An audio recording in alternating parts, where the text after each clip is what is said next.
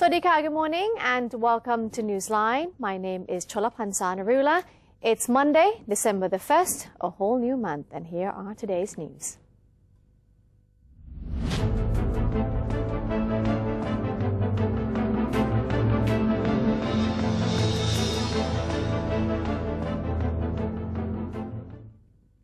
Welcome to today's segment of Thailand Moves Forward. We all have heard of His Majesty the King's sufficiency economy philosophy. Newsline's Panotsi Sinsap is in Phetchaburi province to visit a community where commitment and integration of His Majesty the King's sufficiency economy philosophy have helped the people overcome a major setback within the community. This is Namsap village, located within a valley on the outskirts of Phetchaburi province. It's a community of 128 households. Villagers in the area are mostly farmers, growing fruit, vegetables, and raising farm animals. The community uniqueness is the implementation of His Majesty the King's sufficiency economy philosophy. The villagers here are all living a simple, joyful, and happy life. Their adoption of the philosophy achieved a higher level after being acknowledged as a fine example of the successful implementation of His Majesty the King's sufficiency economy philosophy. A learning center was established to share the villagers' knowledge with anyone hoping to do the same. Today, I went to visit Mr. Chushat Wanakam, Namsap village head, the mastermind of all that has been accomplished since the implementation.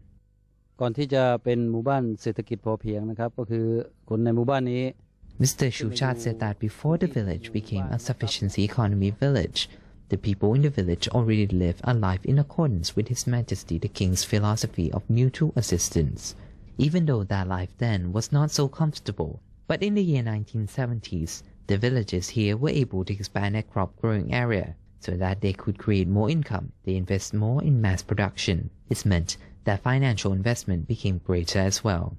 10 years after that, the people within the village faced the failure of their business because the rain did not come on time, resulting in an environmental disaster. Already having high investments, the people soon started to struggle with debt. To address the problem, Mr. Chushat and his team went to study at various places in order to better understand the concept and usage of His Majesty the King's sufficiency economy philosophy, and soon suggested that the community reduce its spending and use only what they already had and what could be found within the village to produce enough for themselves and their family consumption, while any excess produce could be sold outside to gain income. Gradually, the cost of food production and cost of living was reduced tremendously. Following their success in lifting the people out of debt and improving the people's well-being, the Namsap Learning Center was established to honor the King's wisdom and share the knowledge gained with anyone wanting to learn the method of self-sufficiency. Mr. Chushat has also organized an area for the villagers here to demonstrate their ability to work together, sharing the benefits with one another, like Ms. Pornpimon Singh Wien, who expressed her gratitude for the simple and happy life she is currently living. รู้สึกดีเพราะว่าทำงานอยู่ตรงนี้เราเหมือนมันอิสระอีกอย่างหนึ่งแล้วงานก็ไม่ลำบากแล้วอีกอย่างหนึ่งคือลูกเรียนโรงเรียนอยู่ตรงนี้เราก็สามารถที่จะมีเวลาอยู่กับลูกสอนลูกได้ถ้าเราไปทำงานข้างนอกมันไม่มีเวลาที่จะอยู่กับครอบครัวอยู่กับลูกค่ะ It is said that if you are happy within yourself, it will show and people around you will feel the warmth. That feeling is being exhibited here in Namsap village. Camera work by Viradet Koshasini and Ampanot Sinsap reporting. Prime Minister General Prayut Chan-o-cha is scheduled to pay an official visit to Malaysia on December 1st, which is today, to introduce himself as the present Prime Minister of Thailand. Accompanying Prime Minister Prayut will be Deputy Premiers, Ministers and Deputy Ministers, the Secretary General of National Security Council, the National Intelligence Agency Director, the Secretary General of Southern Border Provinces Administrative Center, and the Army Region 4 Commander, as well as the Internal Security Operations Command Secretary General. Prime Minister Prayut and his team will hold talks with Malaysian leader Datuk Seri Najib Tun Razak and will later meet with Thai businessmen. The Premier will return to Thailand late in the evening. On education, Prime Minister Prayut Chan-o-cha has stressed that his administration is giving importance to the development of the vocational education while asking vocational students to refrain from engaging in violent spats and to uphold the value of the 12 core Thai values. The Prime Minister made the comment at a seminar on the Thai dual vocational education at Mueang Thong Thani complex. He indicated that developing the quality of human resources will contribute to the improvement of the nation's capacity, and the need for competent people is even more critical with the advent of the ASEAN Economic Community. He also urged vocational students to refrain from fighting one another and instead join hands and engage in meaningful activities in order to forge a bright future together. He also asked the vocational students to do more good deeds, study hard, pay respect to their parents, and uphold the 12 core Thai values as tributes to His Majesty the King and Her Royal Highness Princess Mahachakri Sirinthorn on the occasions of their 87th and 60th anniversaries, respectively. The Deputy Premier in charge of legal affairs expects the next general election to take place in early 2016. According to Deputy Prime Minister Wisanu Kruangam, he believes the drafting of the new constitution will likely be completed in September 2015, and 3 more months should be needed for the drafting of organic laws. Mr. Wisanu expects the latter process to be underway from October to November of next year in order for the Election Commission to work on the next poll, which should take place during February and March of 2016. When asked about the suggestion of the inclusion of political amnesty in the new charter, the Deputy Prime Minister said that there is not any certainty in such an issue, as a pardon for corrupt individuals may lead members of the public to come out to show their opposition. And the Ministry of Energy will take legal action against companies which have failed to proceed with the construction of alternative energy production plants after obtaining permission. According to the Permanent Secretary of the Ministry of Energy, Aripong Puchaum, several private companies have breached their contracts by falling behind on their schedules to begin the construction of the energy plants. Most of them are producers of alternative energy. Mr. Aripong has instructed relevant agencies to be strict about the contracts and to make sure that those companies abide by them. Legal action will be taken against those companies if they fail to get the construction off the ground as scheduled. President of the National Legislative Assembly, or NLA, Kun Phornphet Vichitcholachai, has voiced satisfaction with the Assembly's work progress over the past 4 months, affirming more emphasis will be placed on collecting public opinions. Mr. Phornphet Vichitcholachai was accompanied by NLA Vice Presidents Surachai Liengbunlerchai and Pirasak Phorjit at a press conference, during which he announced that the NLA's work in the first 4 months after its inception had been a great success. He said all NLA members had been very cooperative in attending meetings, casting votes and vetting draft laws. With more than 300 bills awaiting the NLA's deliberation, Mr. Phornphet promised the legislative body would exercise the utmost discretion when going through them in order to ensure the highest efficiency once enacted. He added that a more active approach would be adopted to garner public input on the bills. Meanwhile, according to Mr. Surachai, the NLA Standing Committee, in charge of compiling suggestions for the charter drafting process, is expected to present the information acquired from other NLA committees to the NLA President no later than December 15th. The suggestions will then be forwarded to the National Reform Council before eventually reaching the Constitution Drafting Committee by December 19th. Thailand's rice exports made a one-year record high in October at 1.21 million tons, increasing the chance to export as high as 11 tons and reclaim the position of the world's #1 rice exporter. President of the Thai Rice Exporters Association, Cherun Lau Thamatat, said Thailand's rice exports in October increased by 59% compared to September. From January to October, Thailand exported 8.77 million tons, that is worth 140 billion baht, increasing by 62% compared to the same period of last year. The rice export hike in October was due to the Christmas and New Year festivals and Thailand's delivering of rice to China, the Philippines and Indonesia under their government-to-government contracts. The price of Thai rice exports in November is expected to decline in line with the global rice price market and also the baht depreciation. Competition in the last 2 months will remain high since Vietnam, India and Pakistan will send their produce to the market during this period. Well, the month of November has passed. It's December now. Let's have a look at the latest figures when it's released and we'll update you on that later.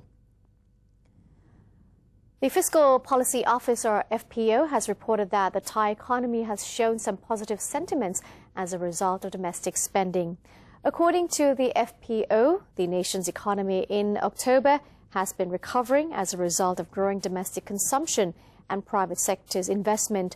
Government spending has also increased by 42.3% compared to the same period last year, thanks to their plans to withdraw 300 billion baht from the central budget to stimulate the economy. Foreign tourist arrivals have also risen for the first time in 10 months. In October, the number of tourists was 12.3% higher than September. Agricultural production, on the other hand, has contracted as a result of this year's drought crisis. In spite of this, the FPO still believes that the Thai economy remains stable and would not be affected by the volatility of the global economy. Core inflation has been reported at 1.5% in October, which is a decrease from last month's figure of 1.8%. Meanwhile, the unemployment rate in Thailand is still relatively low at 0.8%. Lastly, the Thai foreign exchange reserves has been as high as $160 billion. The Bangkok Metropolitan Administration, or BMA, held a cleaning day at Somdet Chao Phraya Canal as a tribute to His Majesty the King on the auspicious occasion of his 87th birthday anniversary coming up this December the 5th. Mr. Sanya Chinimit, Permanent Secretary of the BMA, led executives, civil servants, personnel from the 19th Artillery Battalion and the Somdet Chao Phraya Metropolitan Police in cleaning the canal and improving the scenery alongside, stretching from the Klong San area to Prachatipok Road, covering a distance of 1,450 meters.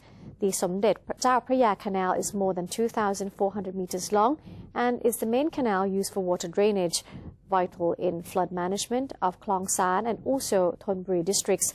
The activity will also help raise public awareness on river conservation and restoring waterways to their natural state. Meanwhile, the Bangkok Mass Transit Authority is now offering free bus service on routes leading to His Majesty the King's birthday celebration venues until December 7th. The BMTA is offering free service on 4 routes to Sanam Luang, where the celebration will be taking place, and these routes are Southern Bus Terminal, Sanam Luang, Hua Lamphong Railway Station, Sanam Luang Victory Monument, Sanam Luang Wong Wien Yai. The free ride project is intended to help event goers save their money and to lessen traffic congestion at the venue. Buses providing free trips will carry a special sign. The service will be available from November 30th until December 7th. The BMTA will extend its service until 1 a.m. between December 4th and 5th, during which the number of visitors are expected to be overwhelming. And the National Broadcasting and Telecommunications Commission, or NBTC, has sent the second lot of digital TV discount coupons to the public in more provinces by post, expecting them to be delivered within the month of December.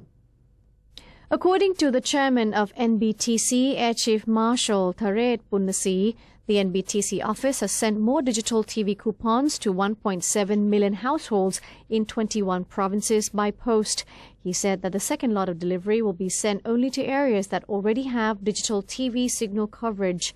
Meanwhile, the Vice President of Regional Postal Bureau Region 2, Saksit Akhalet Lab, has said that Thailand Post is capable of delivering coupons in this lot to every household between November 28th and December 27th. He said that Thailand Post has collected information on problems that occurred in the first batch of delivery to prevent and reduce any potential problems for this batch. Thailand Post has also stressed its employees to advise recipients not to store the coupons with community leaders, said the Vice President of Regional Postal Bureau. A huge crowd has flocked to the Thailand Motor Expo 2014 in Muang Thong Thani at the weekend. The event, the 31st of its kind, is held under the theme Moving Forward Together, ASEAN Auto, this year. Like in previous years, the fair is held at Impact Arena, Muang Thong Thani, drawing crowds from all over the nation. Various manufacturers are showcasing their latest models and prototypes, as well as offering attractive promotions such as zero-interest loans on extremely low down payments for new cars. The organizers expect the 12-day event that ends December 10th to attract at least 1.5 million visitors, with no less than 50,000 vehicles reserved, generating 54 billion baht in sales. The fair is open from noon till 10 p.m. during weekdays and 11 a.m. to 10 p.m. on the weekends. Chilly weather prevalent over several northern and northeastern provinces is causing the death of farmed fish in Sakon Nakhon. Meanwhile, in Buriram, authorities have warned locals against consuming poisonous creatures and also alcohol in the hopes of fending off the cold.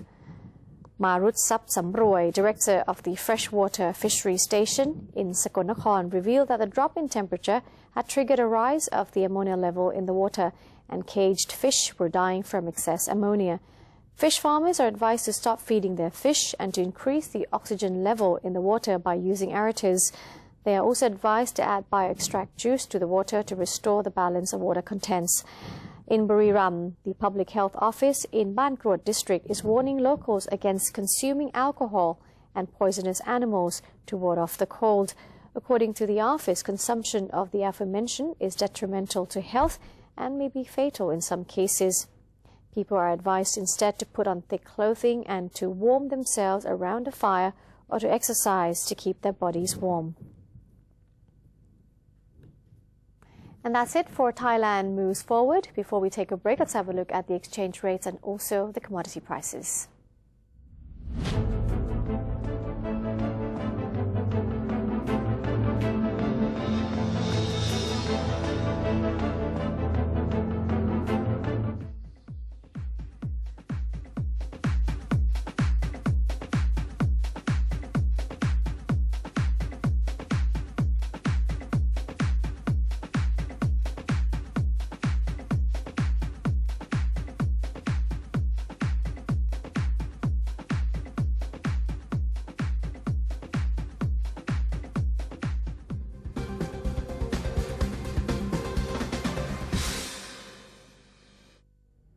Maintain a strong nation, Thailand is promoting 12 core values for the good of the people.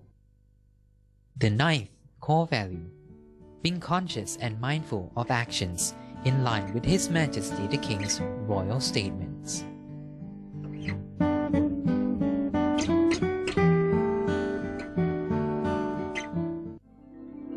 Faithful Buddhists are invited to donate to the building of a huge Buddha statue known as Praputta Metta.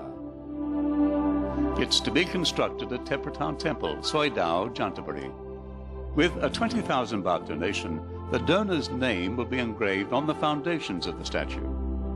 Those wishing to contribute may make their donations at the Royal Thai Embassy or at the Consulate General in each country, 7-Eleven convenience stores and stores with counter service signs, Krung Thai Bank, Siam Commercial Bank or Bangkok Bank. Please contact the phone numbers shown for more details.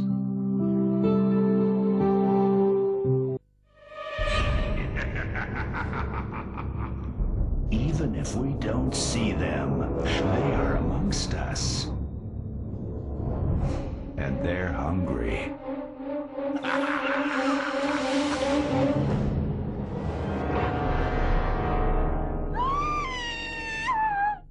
Slay your power-sucking monsters. Take their power away. Did you know that the energy wasted by 80 million mobile phone chargers left plugged in at night is enough to power a city like Iloilo in the Philippines for one entire day? Think when you plug.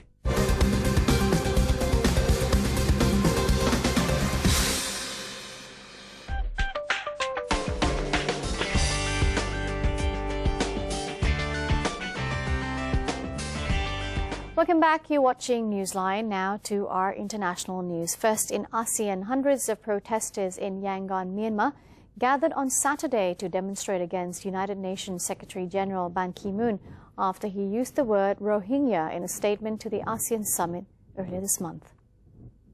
The demonstrators, who included Buddhist monks, gathered at the Shwedagon Pagoda to voice their opposition to Mr. Ban's comments. Rohingya Muslims are a small minority in the predominantly Buddhist Myanmar. They're stateless because the government does not recognize the existence of the Rohingya ethnicity and has to date refused to grant the majority of them citizenship. In his statement, Ban expressed his concerns over the Rohingya people and the discrimination they face and encouraged the Myanmar government to ensure that they have humanitarian access.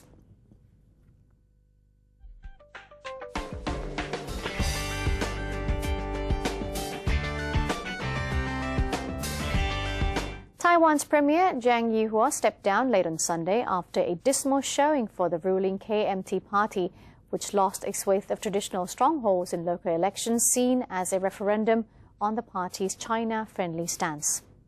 The departure of Premier Zhang Yihua just hours after polls closed left President Ma Ying-jeou to rebuild a government. The cabinet also steps down, as is customary when the premier resigns.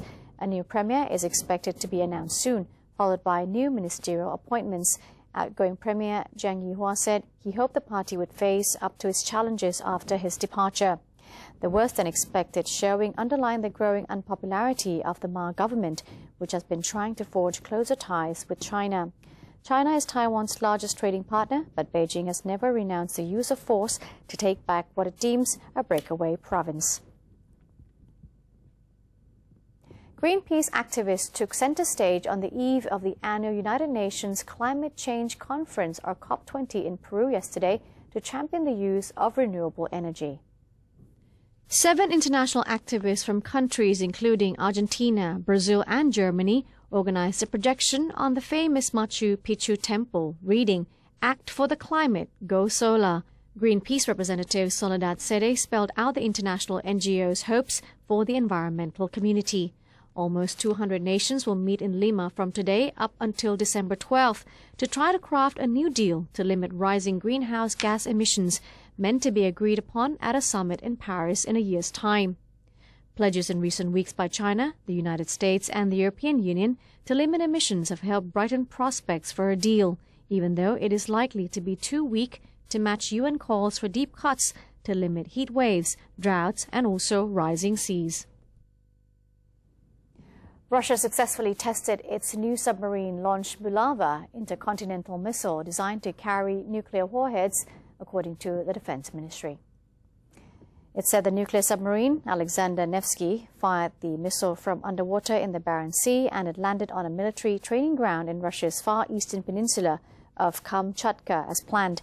The 12-meter-long weapon is intended to become the cornerstone of Russia's nuclear forces. The last test was successfully carried out in September, after the development of Bulava or MACE had been delayed by numerous failed launches. President Vladimir Putin said after the previous test that Russia must maintain its nuclear deterrent to counter growing security threats. Ties between Moscow and the West have hit new lows over the crisis in Ukraine. Meanwhile, in Moscow, Moscovites took to the ice on the city's Red Square, christening a skating rink in the shadow of the Kremlin and St. Basil's Cathedral's colorful domes.